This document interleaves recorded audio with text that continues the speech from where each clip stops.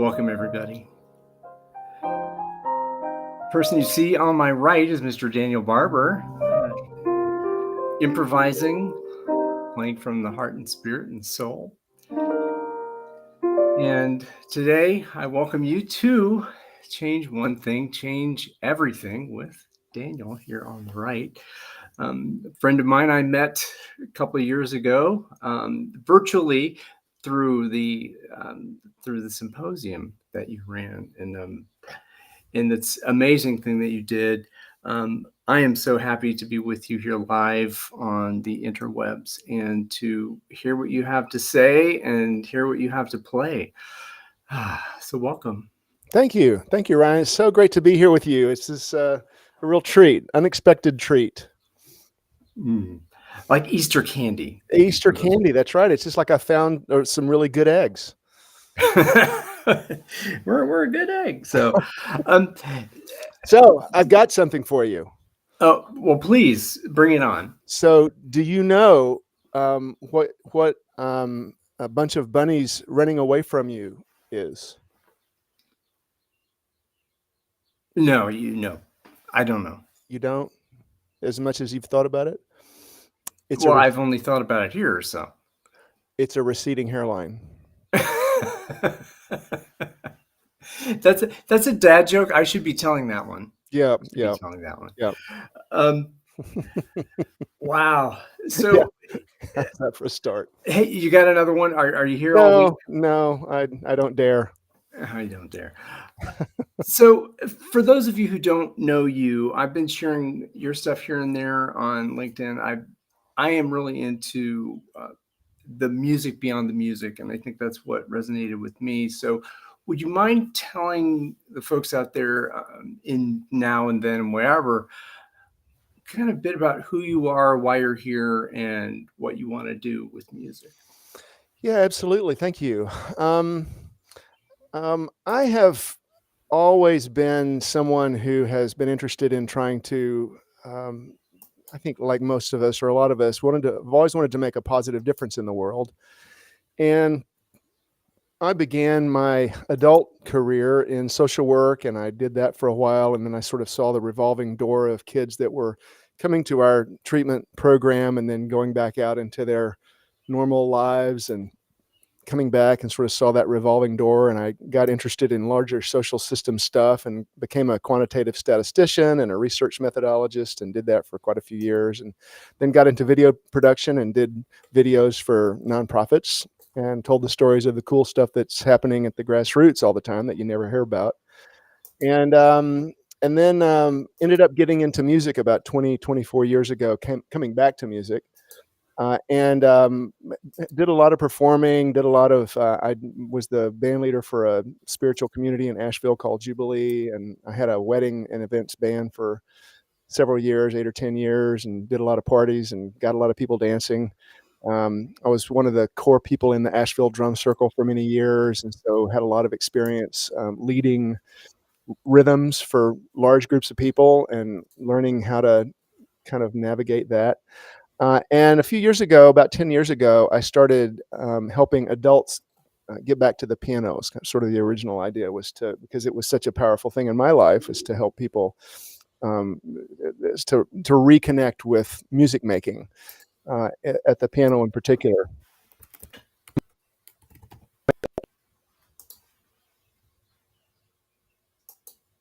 And I've been diving in deeper, and the huge blessing of being able to sit at a piano and just play something that is true for you in the moment, and as a way of not only just kind of having some respite from the normal part of your day, but also to even come to it as a portal for catharsis and for insight and for kind of alchemical healing. So it can be a pretty powerful portal for transformation, and it's just a joy to get to do. It sounds like that brings you a lot of joy, and it's so interesting that many people, myself included, have this core musicality. Not to say so much about myself, but many people have this core musicality that came to them early, and maybe traveled with them through a certain part of their life, and then through whatever reason, whatever complexities or realities happen, Mm-hmm. that separation happens, Yeah. and that you've gone through that, I've gone through that, and I believe that, I know from working with you, there's that power of integration, that integrating that love of music into what has kind of become a mechanistic world, Mm-hmm. that really opens space for wonder again, and this aliveness that when you come back to the piano, even if you're not a piano player, when you come back to music and release from the mechanistic world, the world that brings you down, and can go back into that deep place, Mm-hmm.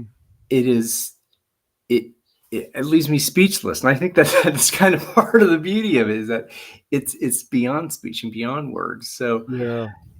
I Yeah. This is one of the things that I love about talking with you, Ryan, is you're really good at articulating this experience. It is kind of a difficult experience to express because it really is sort of ultimately about stuff that's kind of nonverbal. It's a deeper level experience, and people like both of us who have had a lot of kind of formal training in music, and have a lot of this experience of it being about something that, yeah, it's beautiful, and yeah, it's beautiful, it's heartful, and yeah, it's wonderful, but it's also really uh, imposing isn't the word, intimidating. It's this thing that's supposed to be achieved and mastered and perfected before you can even consider yourself good. Yeah, there's that bar to mastery that comes, and that's there's so much competition also that Mm-hmm. comes from, and even from a young age, and whether that's just the way that music education complex, or the structure has happened, is that you must learn, you might gotta learn the notes, and then, oh, now that you're there, we as our band or whatever, we need to compete with other bands, and you need to go up the chairs, and to a certain degree, that level of friendly competition is good. Mm-hmm. But it at a certain point, there's this, oh God, I don't want to be pressured anymore. Yeah. And music should not be about pushing and pressure at its core. I mean, Yeah.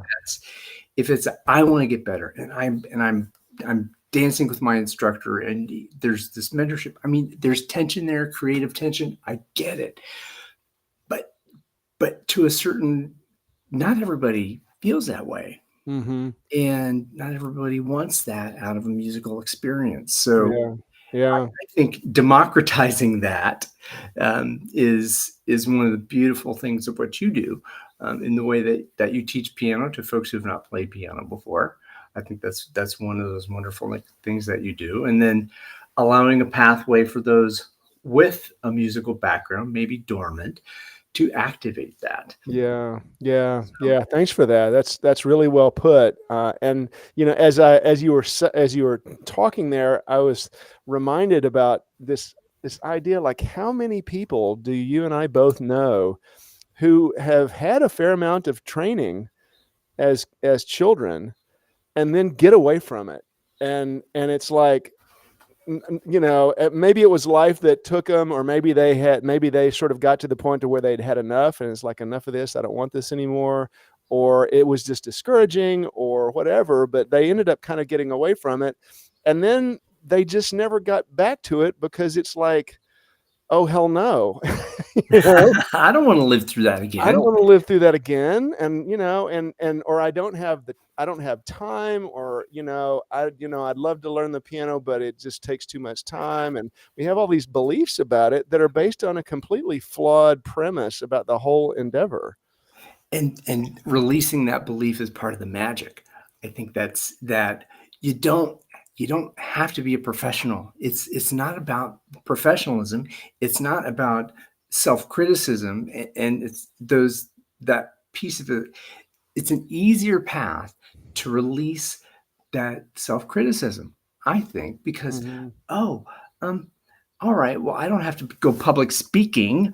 I don't have to, speak up in a meeting or whatever. Or there's just this one thing that if I release my attachment to playing scales, playing this song and playing, for Elise or whatever sonata, or for jazz, I'm playing Autumn Leaves. Oh my God, I remember learning Autumn Leaves the first time I played it. I'm like, it sounded like crap, but it you don't have to take that skill in towards performing with an instrument.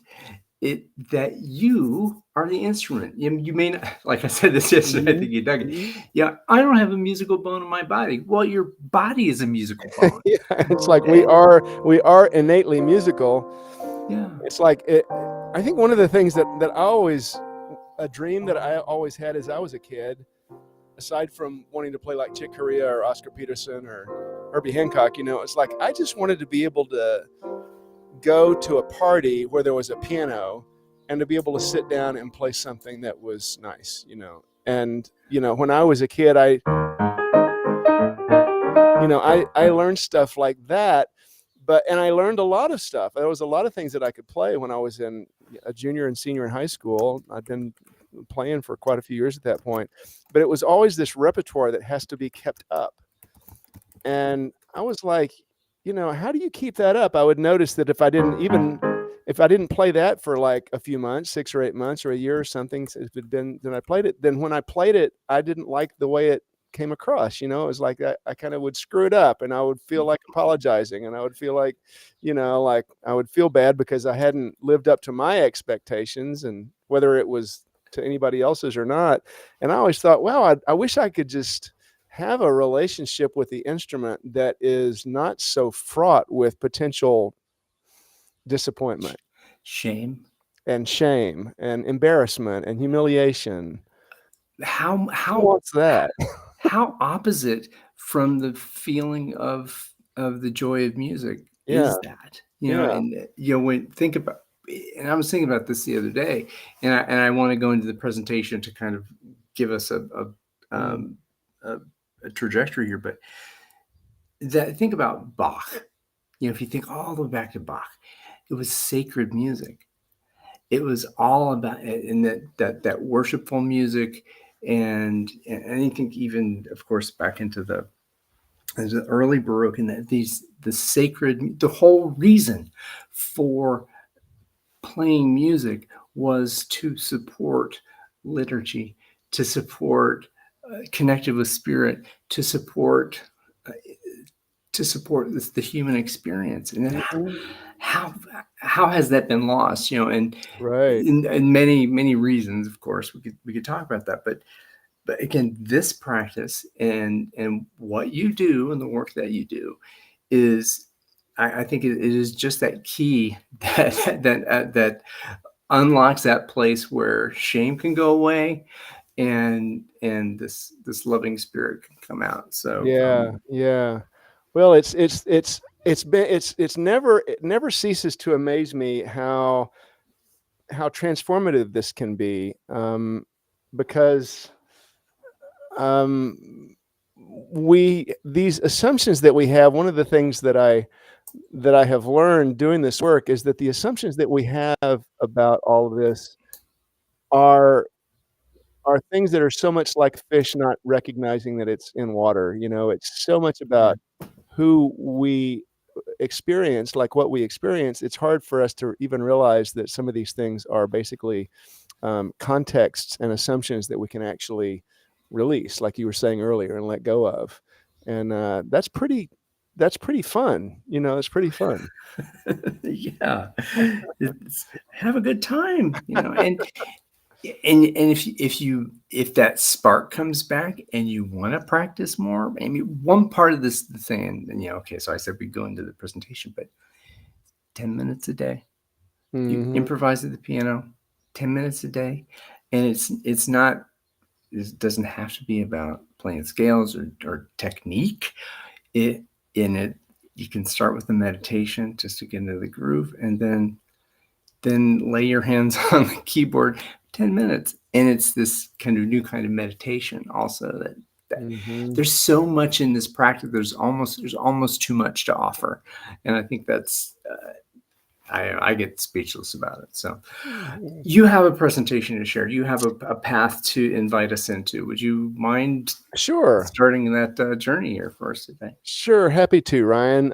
This is kind of a few minutes, 6 or 8 minutes or so of kind of the context that all of this comes from. And so let me get in here and open this up for you. Are you seeing that I crazy can see it. crazy cosmos thing? I see the crazy cosmos, and I put myself in the background. So now crazy cosmos is All on the right, screen front and completely, front and center. The cosmos front is and front and center, center. as it always is. So there's a pretty comprehensive framework that I've put together for this that incorporates kind of the micro and the macro and spiritual perspective and very practical piano perspective. So there's a lot that's going on with with this work. But what I thought I might do today, just to give you and your listeners a sense of this, is to just get into get in what this perspective is and why I do this stuff. So this initial module does, there's a tap root in all of the ways that I teach. There's kind of a root that we connect to that provides context, and then there's I'll come back here and there's a taproot and there's an application. There's a way that we take the perspective and the context that we derive from the root, from that taproot, and we find ways to apply it.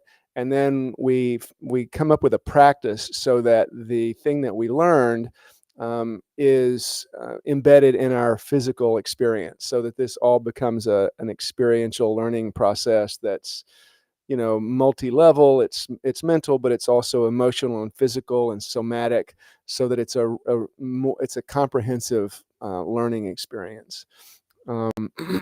And so for starters, when this initial idea of that your perspective is unique and legit and essential, what that can help with is when we're feeling distracted and disconnected, we can sort of start a day and we're kind of connected and feeling present, and then we go to work or something surprising happens and we get distracted, or we get kind of something happens on Facebook or YouTube or LinkedIn or something, and we get kind of wrapped up in a conversation, and then all of a sudden we kind of get disconnected from ourselves.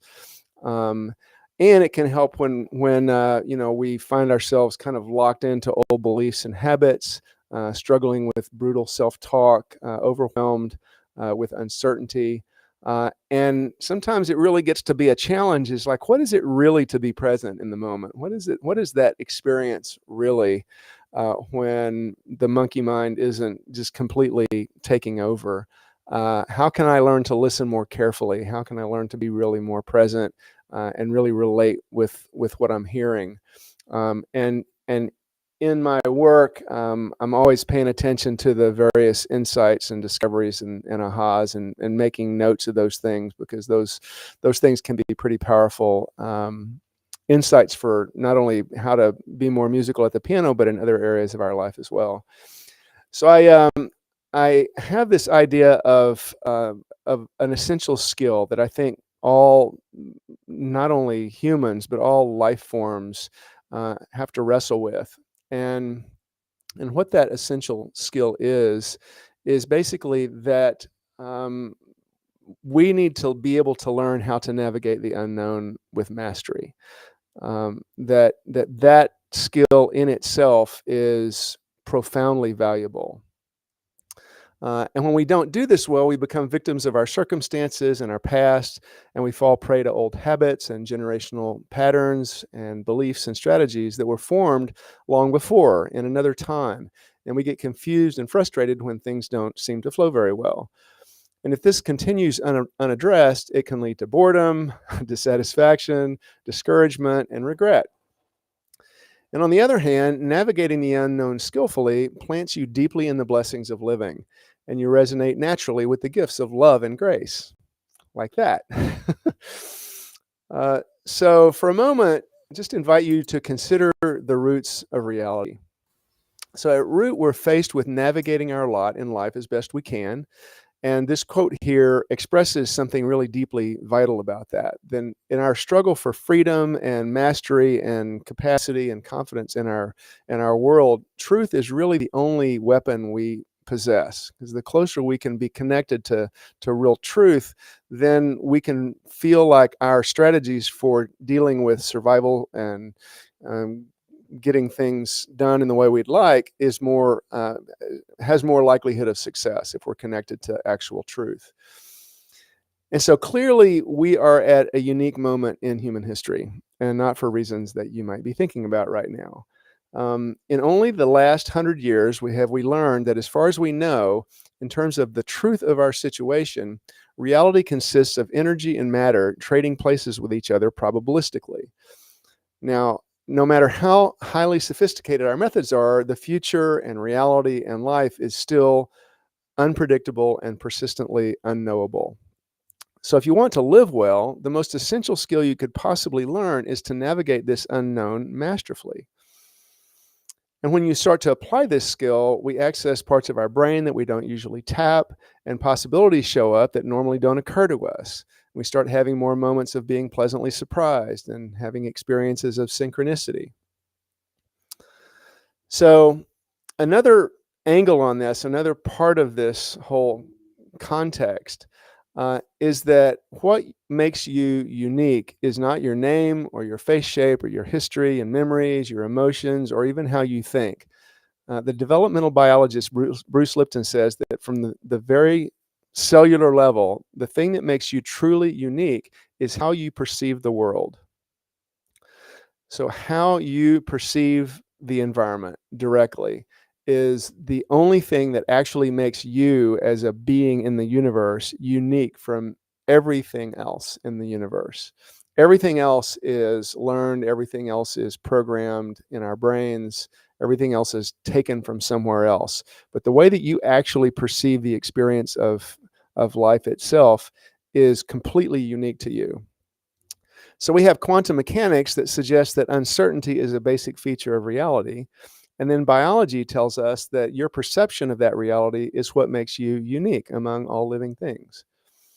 So then how can you adapt and function and get all your various needs met for security and connection and fulfillment, knowing that each thing you know always leads to a whole bunch of other things you don't? And how can you share and benefit from your perspective and your unique and precious gifts so that you can make the difference that you most want to make? How do you go where you know you want to go when you know you don't know what you don't know? How do you go where you know you want to go when you know you don't know what you don't know? Is that yours or I I have to, actually came up with that. Isn't that fun? that is How do you amazing. I go love where that. you know you want to go when you know you don't know what you don't know? How do you go where you know you want to go when you know you don't know what you don't know? That sounds like a tune on That's one a of your tune. future albums. That's a tune that's on its way. Yes. And what does sound and the piano have to do with all this? Okay, so when the terrain is this weird, it helps to have a compass that keeps bringing us back to three foundational questions that can ground us as we go. Number one, what is happening now? These are three foundational questions that I posit every living being has to deal with on an ongoing basis. Number one, what's happening now? As soon as we're launched out into physicality, it's like we're looking around going, hey, what's going on here? What is this? What's happening now? What's going on? And number two is, who am I now? So who am I in the midst of all this ludicrousy? How do I fit into this? What is my place in all of this? And three, what do I do now? Do I run from that tiger? Do I chase that squirrel? Do I sign up for grad school? Do I marry this person? Do I go get a peanut and butter sandwich? We're just always having to make decisions about what do I do now? And then once we do something, then we've changed the external environment. So now we're back to what is happening now. And we address these questions in my approach with what I call the Holy Trinity of improv. And this helps us to focus and simplify so that we can be clear and resourceful and authentic regardless of the situation. So part one of the Holy Trinity addresses this question, what is happening now? And it suggests that we listen carefully. It's first, and we always come back to it. And like each of the other two, this is much easier said than done. Part two of the Holy Trinity addresses who am I now? Who am I now? By feeling deeply. We pay attention to the body and emotions and psyche and spirit, and we notice whatever is presenting itself to our attention. And part three addresses that question, what do I do now, by playing it out. We draw from the vast array of options of how to express ourselves and decide what to play next. Do I play this note or this one? And we decide each moment and decide what to play. And then we listen again. So it's this ongoing cycle. And so this Holy Trinity is surprisingly powerful for helping you play more musically, because you're paying attention to the sounds, and you're being very present and conscious with what it is that you're wanting to hear, what it is that you're wanting to play, what you're wanting to try. And you don't need any prior piano or musical training or experience with this whatsoever. It's all about sound making. And when you start to apply this on the piano as a practice, then you learn to navigate this series of moments with more presence and more curiosity and more courage, because you know that each moment is yours to do with what you want. So I've done a lot of work with people over the years. Chloe is a teacher, a vocal improv coach and teacher that is beloved around the world. She's been doing amazing things with vocal improv for a long time. And I worked with her on the piano. And so she took this approach to the piano, and she found it refreshing, and it gave her confidence, and helped her to bring this approach to presence to the piano, which she found surprisingly transformative, which was really great.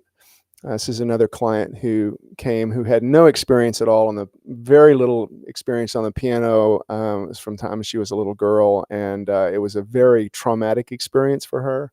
So she had a lot of trauma to deal with around music and the piano, and she got to the point to where she really enjoyed playing and does it a lot, plays a lot.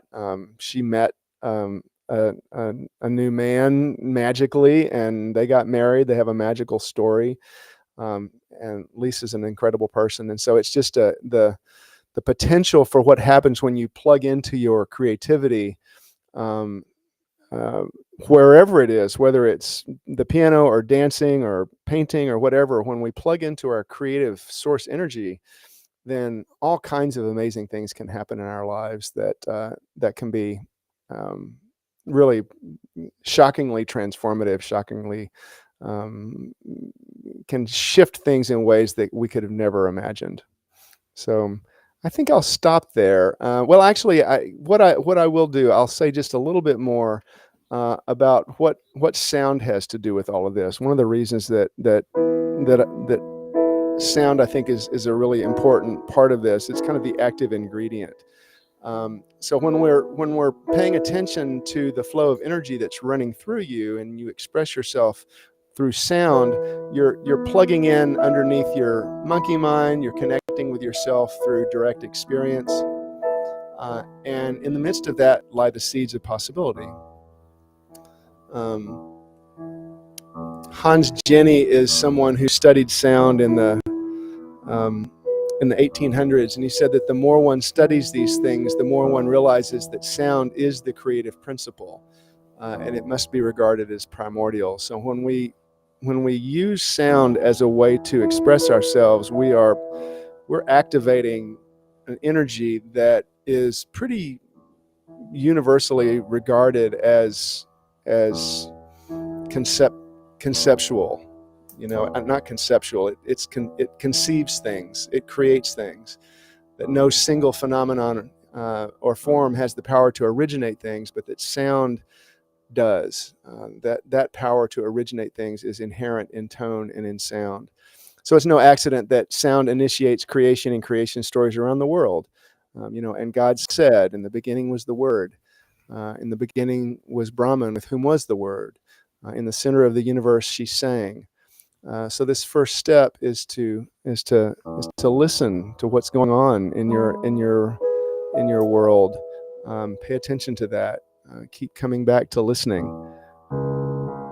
Listen to the sound, and then notice how that feels in your body, and then decide what to play next, and notice how that shifts things. So it's a kind of the thing where you can be feeling one way and sit down at the piano, and then 5 minutes later having a completely different experience of yourself. So it's I hope that helps in terms of just giving you a context about what this is about. So I will stop there. So a big yes. You're kind of preaching to the choir, maybe at this point. Me being here, this sense of this presence. I mean that the Holy Trinity of listening, feeling, playing, listening, feeling, playing. That cycle, that rhythm, and the more you do it, the looser it feels, the more you can pay attention. It is this other level of meditative practice and this self connection that you're talking about. Mm-hmm. And you are all of us are vibrations, right? This is a quantum physics again. And again, this is another bomb you drop into this practice. It's quantum physics and this knowledge of that the vibrational waves that exist within us can be accessed Mm-hmm. in so many different ways. And going back to this primordial root Yeah. of vibration, it is mind blowing. Yeah. And yeah, so the question that comes to me, and one of the things that it feels like this work could be for anybody, and I wonder, are there folks in here who just you say, this is not, you're not ready for it. I mean, is that something that you've ever? Because I can't imagine it. There's no one I know who wouldn't be just in tune with this. But what do you say to that? Well, who's it not for?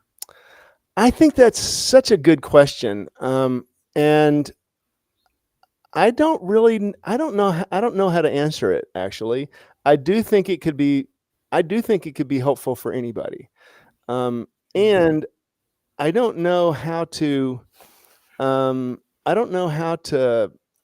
delineate that, in part because people do kind of have to be, I guess, ready for it, but I don't know what that means either. And I can say that there is a lot of resistance to this work, and I think that there's good reason for it. And Well, the more can you say more about what are the kind of good reasons to say, this is, yeah, can you say more about that? Yeah, I mean, I'm learning more about that all the time myself, noticing my own resistance to it. And I Mm-hmm. think that part of it is that it really is an invitation into the unknown. And Mm-hmm. and so the probably like anything, there's an upside and a downside. The upside is that it opens possibilities. Mm. And so new ways of thinking, new ways of being become possible. Mm. And the world can be bigger than you had thought. And things that you had maybe always wanted to do become possible and become Mm. touchable and become accessible. And there are challenges that come along with those openings. Mm. Some things become decisions that before weren't decisions. There was some option that just was never an option, and now that becomes an option. And so now there's this responsibility to have So, to decide. crap, what do I do with this now? Right. Yeah.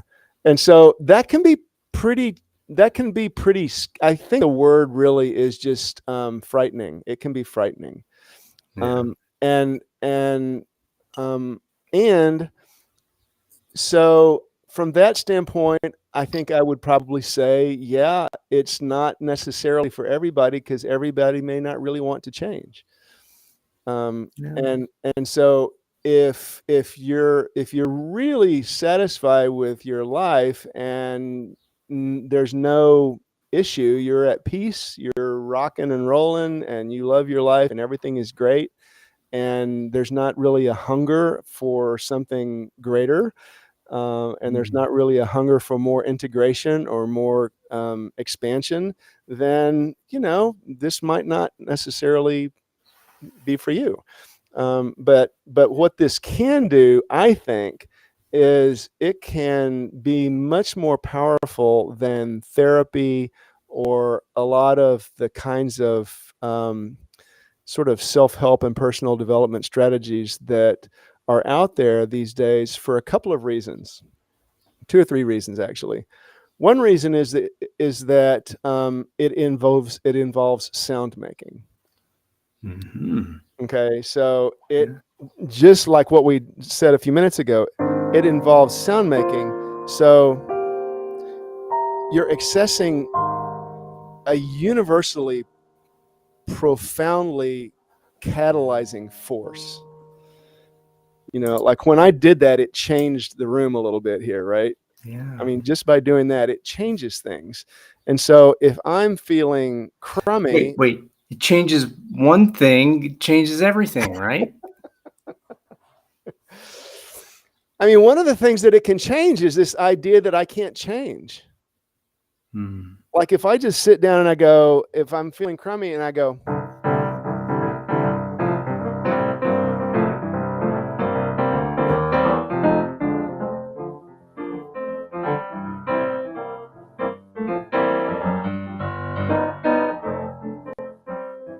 it's like, it doesn't take much, and you don't even have to be able to do that, to sit down and create some.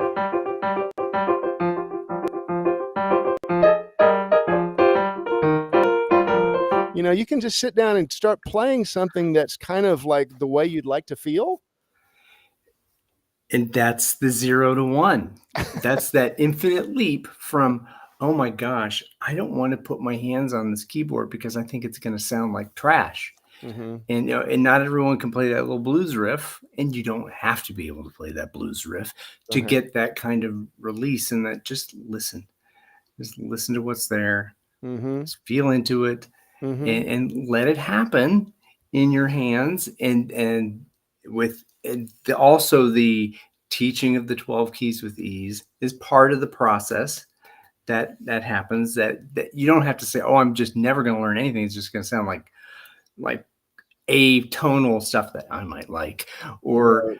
but it's going to sound, there's a lower bar to entry towards 0 of, oh my gosh, I'm afraid of this thing over there, Yeah. to the one, that infinite leap into, okay, all right, that wasn't so bad. Mm-hmm. Okay, Yeah. let's. Yeah. Thanks for bringing that up, because that's a big part of what makes this work possible. Is this thing that I came up with a few years ago that you mentioned, the 12 keys with ease. I had already started coaching people, and remind me to get to not remind me to finish the comment about the 2 or 3 things that make this work so profoundly helpful more than a lot of other self-help techniques, because there's sound is one aspect, and there's a couple of others that I want to get back to. But the 12 keys with ease makes it possible to sit down, even if you've never seen a piano before, and in an hour, I can show you how to play in any key. So that just makes it easy to be able to engage the piano in a way that will be listenable. For those of you out there who stopped playing piano at age 5, 6, 7, 8, or whatever, this is for you. You have that knowledge, and then you can get beyond it. So that's that's magical, and that's want to change. Yeah, you can literally sit down after that particular session. You can literally sit down and know how to improvise in any of the 12 keys without worrying about sour notes. So, and that's a little technique that came to me about 9 years ago now. I had already started teaching adults on the piano. And this occurred to me one day when I was coming back from a meeting, and I was like, oh my God, I could show people how to play in any 12 keys using this particular idea in my head. And I was coming back from a business meeting, and, in business, it's always like, well, okay, well, how long would it take? It's like, right. It's like 7 pounds in 7 days, or, it's like, how long would it take? And so I thought 7 days, and it's like, oh, easy. And it's like, well, a day. And it's like, oh, easy. And I was like, what was the next unit? It's like, well, an hour. And I thought, oh my God, could I do this in an hour? And I had to kind of run it through my head to just like, oh, okay, I need to show them this and this and this and this. And it's like, oh my God, I could show people how to do this in an hour. And then it would just completely open up the keyboard to anybody. And it was really kind of shocking to me when I realized this. Was like, why haven't people been teaching the piano like this for the last 300 years? Right? Yeah. So I have a curiosity here. You put up a couple pictures of some of your clients. I would like you to rewind a little bit back into the first client you had with this approach, the living musically approach, and what was that conversation like? Because there had to have been an aha for you, as well as an aha for that client to say, "Oh, we're now in this conversation about transformation through music," and I'm really curious about how that happened for you, and what kind of how that conversation may happen with your next client who may happen to see this at some point in the future. What was that like? Well, that's a cool question. A couple of my early, I don't know if it was my first clients, but a couple of my early clients, one was we were working purely with vocals. Another one we were working with just the drum, just a djembe drum, and another client was on piano. So those are the 3 people that I'm thinking about. And in each case, I was very focused on how you could use this creative sound making, as a way to plug into deeper self-awareness. It's like, what's really true now? How can I play something that is expressive of the essence of what it is that I'm feeling right now, and how can that help energy move inside of my system? How can that help me shift my orientation to whatever situation I'm meditating about or struggling with? And in each of those cases, whether it was voice or drums or piano, it helped people to, it's like it sort of gets us beyond, and I think in all those 3 cases, it helped to get them beyond thinking of playing the right notes, and thinking more in terms of, okay, well, what would the sound be of this kind of mystical feeling I'm having right now? Like, what would be a sound that would kind of accurately represent this feeling I'm having? And then it it opens up this other dimension of meditation, because now I'm not thinking of it quite so much in terms of language and analysis and all that, but I'm just getting into the feeling and letting it be, and then seeing where it wants to go. And so it's kind of a deeper level of discernment, because you're noticing things that show up that you wouldn't even necessarily have words for.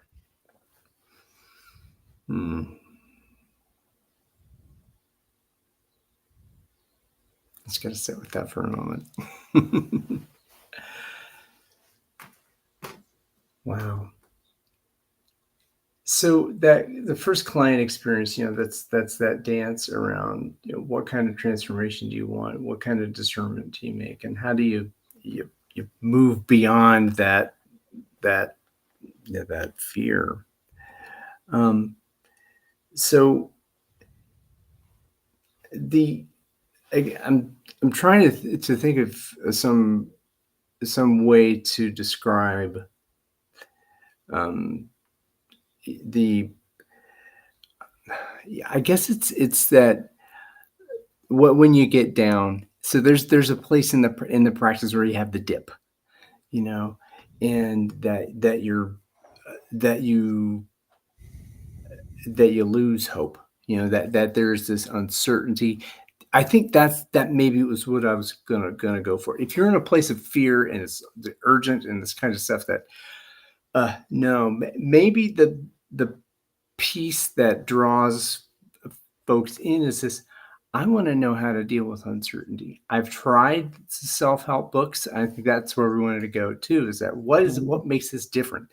I can read a book, I can go to some course and have somebody talk at me, or maybe sit in a group. Now there is also a group component to your work as well, which is one thing I was involved with too. But I'm not getting what I want to get from writing down an exercise or reading a book. There's something more. And I'd like you to say a bit more about that distinction between what you do and what the traditional self-help oeuvre is about. Sure. Yeah. Thank you. Yeah, it is deeper than the verbal. And this is one of the things that I did want to get to. So thank you for the bringing me back. It's part of it is that you're in charge of your own process. And so you're the only one literally in the universe that can both pay attention to what's going on inside of you and apply the treatment that most wants to be applied in any given moment. And so you get to pay attention, and maybe you're doing this, and it feels like, yeah, this is true. This is kind of how I'm feeling. And then you play different notes, and it's like, is that it? Is that it? And it's like, well, no, it's really kind of more like that. And so you're making these really complex discernments about whether what you're playing is actually reflective of your truth, one. And then you're deciding what it is that you want to do next. So it's a deep dive into the present moment that only you could ever approach. So this I think gets into the who's it for? Who can listen to this invitation that you have into bringing that to the piano? Because you've told me that many times, Ryan. You're facing this thing. You're going all over the place. What would it do for you if you just brought it to the piano? Like, of course, yeah. And I have my piano locked in the closet for a long time because I didn't have space for it here in this new apartment, and it was sucking the life out of me, I think, because I wanted it there. And then when I brought it out, then some new things started happening. So, but that's me. I think I had this conversation recently too with, if you don't believe that there's this beautiful mystery of human consciousness inside of you, if you think that it's all just goo and cells and electricity, and that there is no such thing as consciousness, and consciousness and intelligence are these that it can be quantified. That there's this mechanistic Newtonian universe that everything can be explained, and that all we need is another device or another intervention with technology to say, oh, this is what consciousness is. And now we know. And so I don't need to play some goofy music or something, or meditate, buff, I'll just, if that's a belief set. And again, there are many checklists that you can get. There's a ton of books out there that give you the ABCD, and do this, do that. You can measure this. You can do OKRs with your life, or you can do any number of mechanistic, deterministic, um, complicated things that you can quantify. But this experience, it requires you to be open to the complete and total vastness of uncertainty. Every moment. Every moment. And just, well, what is the qualitative piece of that? That's the feeling. It's the listening. What am I hearing? Is it, oh, this is the sound wave of, this is A440 and this is that, and I've got the waveform. No, that allow these vibrations to come through the air, and they may be, Keith Jarrett, they may be, Joni Mitchell, or whomever, London Symphony, but let these things come into you and change you through this acceptance of a deeper truth. And you talked about truth in the presentation, that deeper truth can transform you into a more, again, for me, just me, a more complete human being, and that's Yeah. and if you and I think if you're digging what you're doing, if it's creating a sense of peace of mind and harmony in your life, and that's okay, and there's not a curiosity about that, there's more, there's real meaning, that there's something here in this world that I want to connect to. I feel lonely.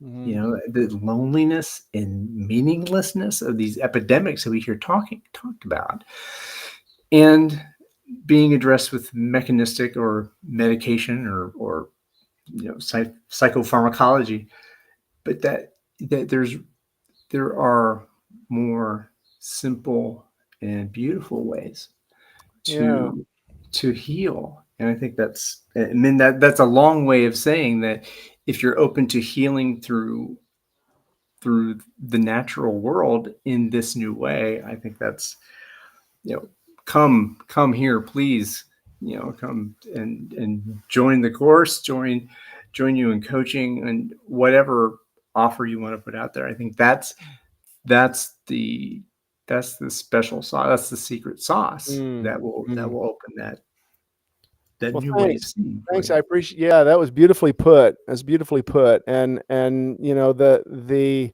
ways in which the alchemy of all these different sounds can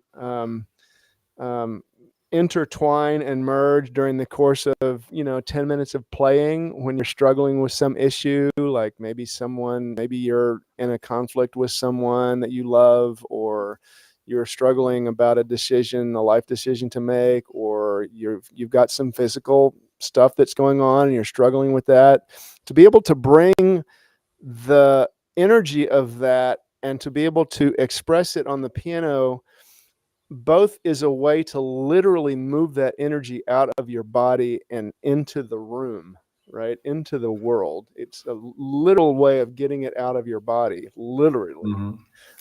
And also, you get to experience the sounds of what it's like when that energy is actually moving. And you get to notice what you feel drawn to do. You get to notice if there are certain options that you're weighing in your mind. You get to notice how some of those, like maybe one of those options really resonates when you hear it on the piano and the other option kind of doesn't. It's a fascinating alchemical process that can happen that's not you like you were saying, weighing, it's not like you analyzing things on a scale. You're exploring the different truths inside of you, and you're noticing which ones resonate. You're noticing which ones you want to resonate with more. It's just a deeper level of discerning, and a more, I think, faster and more deeply catalytic approach to deep healing, because you're just touching everything at more primordial levels. Hmm. Oof. We are at 56 minutes of live living musically here. Is there anything that you want to have said in our space here today that you have not yet said? I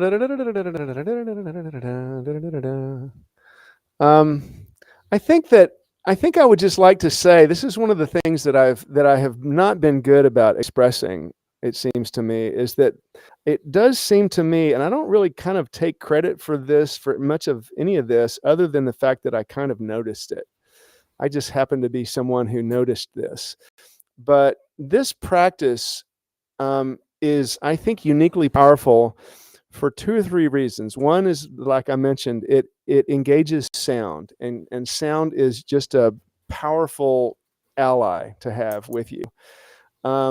The piano has so much variety possible. You can do, there's just so many different things that are possible on a piano that make for a really good sonic mirror, right? And the other aspect of it is that it really encourages and invites presence, real presence. And you get to notice your thoughts, and you get to notice stuff that's going on. And you get to recognize that this is actually super low stakes. Right? It's really low stakes. You're just making sounds on a piano. But that's not the way most people experience it. And so you get to notice that whatever's going on with relationship to the piano is going on up here. It's not out here. It's going on in here. And you get to notice that. And so you get to renegotiate your relationship with your thoughts and your judgments and your filters in a way that is an experiential learning process. And so through that experiential learning process, you get to decide, okay, well, if I hit a note that's unexpected, I get to hear it and go, okay, listen to that. How can I make that to be the perfect note to have played? And then that skill, when you learn it and experience it literally at the piano, becomes something that your brain now has in its toolbox for later when you're having a conversation with somebody. So you're literally building neural networks in your brain that you can access later in higher stakes situations, with your boss or something. Yeah, and there is, so this is part of it. This is this integration. This is this holistic view. There is neurobiology. There is science around how sound impacts people, and there are measurements that can be made and viewed. But there's this idea. Well, what do we do with that? And I think this is the also the approach, and what you brought through in the presentation. It connects this world of knowledge, of that way of knowing, that of the way I mean, you have a PhD, right? I mean, or you're have in worked on a that. PhD. I'm ABCD. Okay, ABC. Well, I am not piled high and deep myself, but you've done academic work. You've done research in the social sciences, and so this, it's not as if this is, you walked off the beach and had some, ate a coconut and smoked something and this came to you, but there is real science and real research about this. I and hearing you talk about this and seeing what we're doing here today is that, first of all, you have to be willing to do this on a piano, on a keyboard of some kind. You have to have either access to one, or you have to be willing to purchase one, because Daniel's an awesome piano player, and this method, it really connects you to the 10 fingers on the piano, and that's very important to this. So if you don't want to mess with the piano or anything like that, hey, that's cool. Maybe my bass program will happen later in the future, something like that. But Yeah, that'd be awesome. so you gotta have piano. You have to believe that this is possible, that this transformation, that bringing this music into you and flowing out into the world, the somatic experience, that you see the value in that, and can believe in the possibility and want that to happen. So if that's you out there, whenever and wherever you are, Daniel is here for you. I am here to guide people to Daniel, and want to be in this work in many different ways. So it has been glorious to be here with you. I hope that we have a chance to do this again. And we have I do too. we have a link in the chat for. Actually, this is the private chat, so I'm going to put this out there in the chat on. Yeah, I just thought YouTube. that there is a course that is open right now, and actually the enrollment for that closes this evening at midnight Eastern. So if you're curious about this, I just encourage you to you can schedule a call, and we can just get on a call, between now and midnight tonight, and we can talk about it. There's also a link that Start Here link will take you to a page that has a little bit of information and a couple of videos that you can watch of people who have done this work, and you can see what they have to say about it, and so you can research it a little bit. And if you'd like to explore it, then you can set up a call with me. And I think that Start Here page will also take you to the checkout page if you want to just go ahead and go for it. But that enrollment will end this evening, and we're going to start that class this week. Great. Well, I'll put those in the chat here. Those will show up on YouTube. We will share those on Facebook as well, to get in touch with you, to capture the offer that you have currently. I do hope we get to do this again, and Me too. who knows what we may discuss in that other. Maybe I'll play a little bit. I don't know. That'd be great.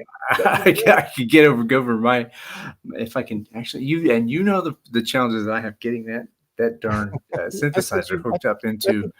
I think you've got it figured out. I mean, we could also do a whole hour, I'm sure, on how music and music improv can be used in the business world to make businesses more harmonious and help people have a more enjoyable experience at the workplace.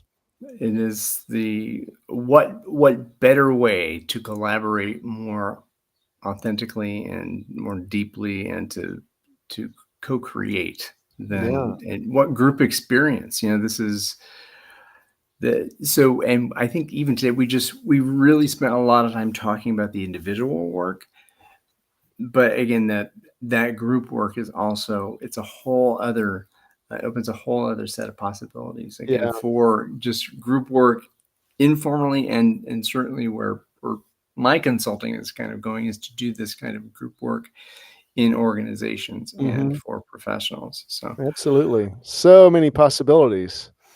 Yeah, man. Well, you want to play us out? Sure. Let's see here. I'm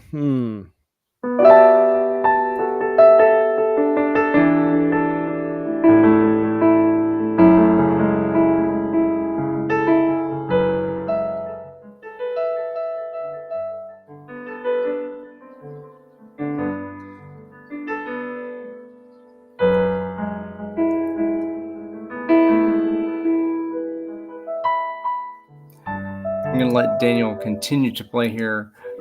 Keep going. I'll hear this. I'm going to put a screen up there, and watch us on LinkedIn, Facebook, YouTube, and watch for us in another live stream, and certainly get in touch with Daniel today.